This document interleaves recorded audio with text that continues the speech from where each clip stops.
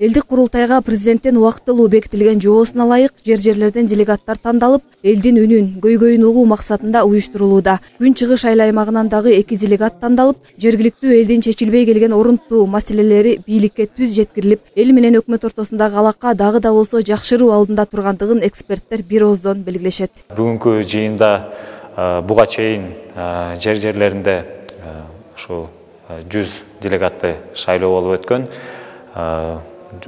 Жерлеринде 100 делегатты шайлап алып, бүгүнкү күндө жергиликтүү курултай өтүп жатат. Бул жака шайланып келген 100 делегаттын ичинен 69 катышып, кворум чыгып, азыр ошо жалпы элдик курултайга 2 кандидатты тандоо алдында турабыз.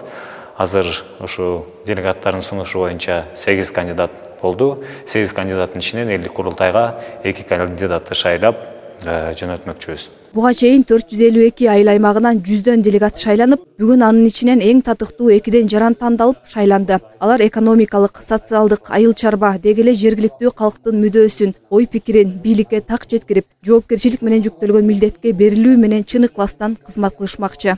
Жалпы айыл аймак боюнча 2 делегатты шайлап бекитип алдык.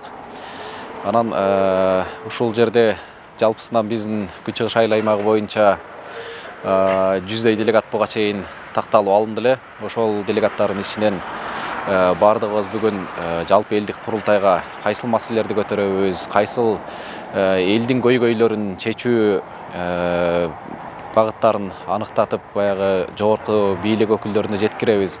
Жалпы республикалык деңгээлде кайсыл маселелер маанилүү болуп турат деген сыяктуу бардык ошо маселелерди тактадык, сүйлөштүк, ой бөлүштүк, пикир алмаштык.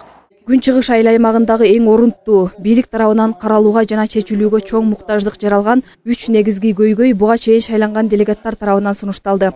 Алар 3 коргон суу сактагычынын курулуш иштерин тездетүү, улуттук салттуу баалуулуктарды кармап келе жаткан аймак катары геопарк статусун алуу жана экологиялык табигый мурас болгон Туз көлдү жеке тараптан кайра элдин карамагына алуу маселесин шайланган 2 делегат элдик курултайда маселени кабыргасынан коюп, бийлик өкүлдөрүнө түз жеткиришмекчи. Миргүл Жеңишова, Данияр Акунов, Мадина Абакирова, Тоң районунан.